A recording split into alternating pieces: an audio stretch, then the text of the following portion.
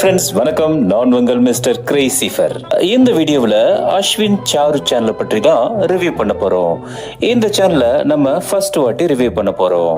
நம்ம சப்ஸ்கிரைபர்ஸ் அவங்க கமெண்ட்ல இந்த சேனலை ரிவ்யூ பண்ண சொல்லி கேட்டாங்க.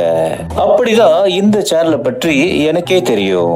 இப்படி அவங்க சேனல் வீடியோக்களை பார்த்த பிறகுதான் புரிஞ்சது, பிரெக்னன்சி என்ற பெயர்ல இப்படியெல்லாம் வீடியோ போட முடியுமா என்றும், பிரெக்னன்சி என்ற கண்டென்ட்டை வச்சு பார்க்கிற மக்களை எப்படி ஒரு அனுதாப வலைக்குள் சிக்க வைக்க முடியும் என்பதை இவங்க வீடியோக்களை பார்த்துதான் தெரிஞ்சுக்கிட்டேன். நீங்களே சொல்லுங்க, பொதுவா லைஃப் ஸ்டைல் சேனல்னா என்னங்க?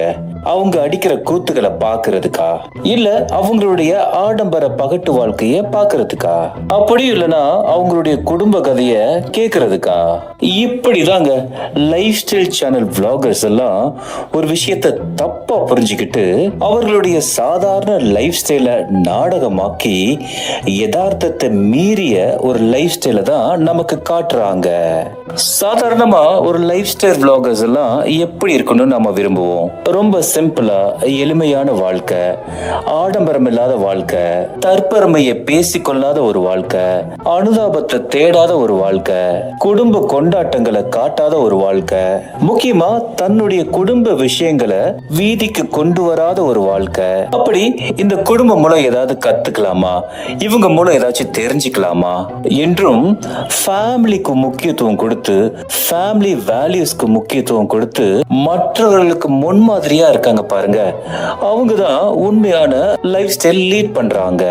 ஆனா இப்ப இருக்கிற இந்த யூடியூப் உலகத்துல லைஃப் ஸ்டைல் பிளாகர்ஸ் எல்லாம் 99% பேர் இந்த அஸ்வின் சாரு சேனல்ல போல ஃபேக்கா சிம்பத்தி கிரியேட் பண்ணிக்கிட்டு, டிராமா வீடியோ போட்டுக்கிட்டு, இமோஷன் சேடா முகத்தை வச்சுக்கிட்டு, அழுதுகிட்டு, மக்களை அனுதாப வலைக்குள்ள சிக்க வச்சுக்கிட்டு தான் வீடியோ பதிவிடுறாங்க. இவங்கெல்லாம் மக்களை இப்படிதான் ஏமாத்திக்கிட்டு இருக்காங்க. இந்த அஸ்வின் சாரு சேனல் இப்ப பிரெக்னன்சி வீடியோ போட்டுக்கிட்டு இருக்காங்க.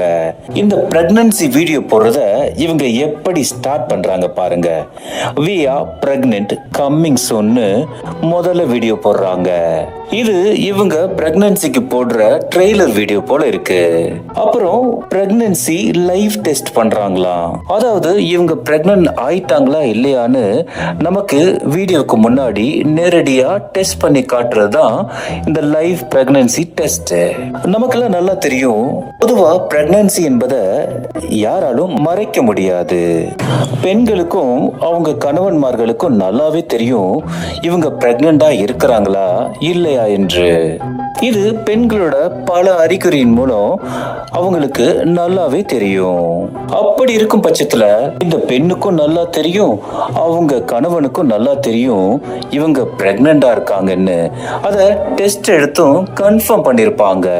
இப்படி இதையெல்லாம் முன்னாடியே பண்ணிட்டு இத ஒரு கண்டென்ட் ஆக்கி நாடகமாக்க வேண்டும் என்பதற்காக தான் இந்த மாதிரி life style YouTubers live pregnancy test என்று ஒரு நாடக வீடியோக்கள் பதிவிடுறாங்க. இப்படிதாங்க பிரெக்னன்சி லைவ் டெஸ்ட் எடுக்கிறேன்னு அவங்களுக்கு எதுவுமே தெரியாத மாதிரி காட்டி நம்மள முட்டாளாக்குறாங்க. இதனாலும் பரவாயில்லங்க, அப்புறம் என்ன சொல்லி ஒரு வீடியோ போடுறாங்கன்னா, பிரெக்னன்சி ரிவீல் டு ஹஸ்பண்ட்னு போடுறாங்க. என்னடா இது, அவருக்கு தானே முதல்ல இது தெரியும், அப்புறம் எதுக்கு அதை ரிவீல் பண்றோன்னு ஒரு வீடியோ பதிவிடுறாங்க.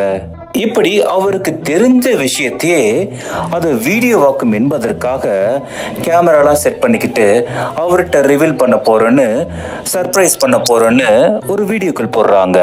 அந்த வீடியோக்கள்லாம் பாருங்களேன், அவர் எதுவுமே தெரியாத மாதிரி அந்த லைஃப் பிரெக்னன்சி டெஸ்ட்டை பார்த்துட்டு ஷாக் ஆகிற மாதிரி நிறைய ரியாக்ஷன் கொடுப்பாரு. இப்படிதாங்க பிரெக்னன்சி லைஃப் டெஸ்ட் என்ற பேர்ல நம்ம காதுல கலர் கலரா பூ சுத்துறாங்க இந்த லைஃப் ஸ்டைல் யூடியூபர்ஸ். அதை தொடர்ந்து என்ன மாதிரி வீடியோக்கள் போடுறாங்கன்னா, அப்பா அம்மாவுக்கு ரிவீல் பண்ணியாச்சு, ஹாஸ்பிட்டல்ல செக்அப் பண்ணியாச்சு, ஹார்ட் பீட் செக்அப் பண்ணியாச்சு, பிரெக்னன்சி டைம்ல ரொம்ப கஷ்டமா இருக்கு என்று டிராமாவுக்கு மேல டிராமா போட்டு வீடியோக்கள் பதிவிட்டுக்கிட்டு தான் இருக்காங்க. அதனால பாக்குற வியூவர்ஸ் நான் கேக்குறேன், இந்த மாதிரி வீடியோக்கள் உங்களுக்கு எப்படி தெரியுது? இது ரியலா இருக்கிற மாதிரியா தெரியுது? அவங்க ஒரு ஃபேக்கா ஒரு டிராமா வீடியோக்கள் பதிவிடுற மாதிரி தானே தெரியுது. ஏன்னா அவங்க பண்றது செய்யறதெல்லாம் யதார்த்தத்தை மீறி இருக்கிறதுனாலதான் இது டிராமா வீடியோக்கள்னு நான் சொல்றேன்.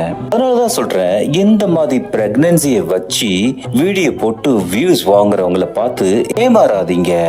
ஏன்னா இவங்க போடுற வீடியோக்களால நிறைய பேர் பாதிக்கப்படுறாங்க.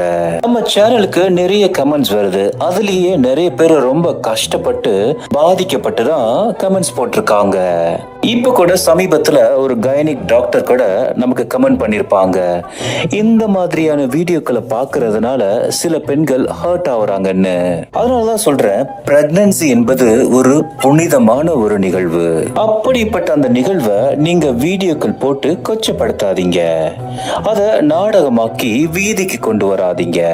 ஏற்கனவே சொன்ன மாதிரி இந்த மாதிரியான வீடியோக்களை பிரெக்னன்ட் ஆகாத பெண்கள் பார்க்கும் பொழுது அவங்க ஹர்ட் ஆகுறாங்க, அவங்க மன உளைச்சலுக்கு ஆளாகுறாங்க. அதே மாதிரி பிரெக்னன்சிக்கு என்று நிறைய வேல்யூஸ் இருக்கு, அதையும் மதிக்க கத்துக்குங்க. இப்ப பாக்குற வியூவர்ஸ்க்கு நல்லாவே புரிஞ்சிருக்கும் எப்படி இவங்க ஒரு விஷயத்தை நாடகமாக்குறாங்க, அதை எப்படி வீடியோவா பதிவிடுறாங்க என்று. அதுவும் பிரெக்னன்சி கண்டென்ட்டை வச்சு இப்ப நிறைய பேர் அனுதாபம் தேடுறாங்க. உண்மையை சொல்லப்போனா அவங்களுக்கு இதெல்லாம் சொல்லணும்னு அவசியம் இல்லைங்க, அதை சொல்ல வேண்டிய கட்டாயமும் கிடையாது. ஆனா இந்த கண்டென்ட் போட்டா நிறைய பேர் பார்ப்பாங்க, நிறைய வியூஸ் வரணும் என்பதற்காக தான் இந்த மாதிரி இந்த பிரெக்னன்சியை நாடகமாக்கி வீடியோவா பதிவிடுறாங்க. எனவே பார்க்குற நம்ம வியூவர்ஸ்க்கு நான் ஒண்ணுதான் சொல்ல விரும்புறேன், அவங்க சமூக பொறுப்போடு செயல்பட மாட்டாங்க. அட்லீஸ்ட் பார்க்குற நம்ம சமூக பொறுப்போடு நடந்து கொள்வோம். இந்த மாதிரியான நாடக வீடியோக்களை இக்னோர் பண்ணுங்க, அவங்களுக்கு சப்போர்ட் பண்ணாதீங்க. ஏன்னா இந்த மாதிரி லைஃப் ஸ்டைல் யூடியூபர்ஸ்க்கு ஃபேமிலி வேல்யூஸும் தெரியறது இல்ல, பார்க்குறவங்கள பத்தி அவங்க கவலைப்படுறதும் கிடையாது. எனவே பார்க்குற நம்ம வியூவர்ஸ் பொறுப்பா இருப்போம். அதனால இவங்க மாதிரி சேனலுக்குலாம் சப்போர்ட் பண்ணி என்கரேஜ் பண்ணாதீங்க. எனவே பார்க்குற நம்ம வியூவர்ஸ் பொறுப்பா இருப்போம். இது மாதிரி பொறுப்பற்ற யூடியூபர்கள் இருந்து கொஞ்சம் விலகியே இருங்க. உங்களுக்கு என்னுடைய ஒரு ரெக்வெஸ்ட், நிறைய பேர் வீடியோவை சப்ஸ்கிரைப் பண்ணாம பார்த்துட்டு இருக்கீங்க, தயவு செய்து கொஞ்சம் சப்ஸ்கிரைபும் பண்ணுங்க.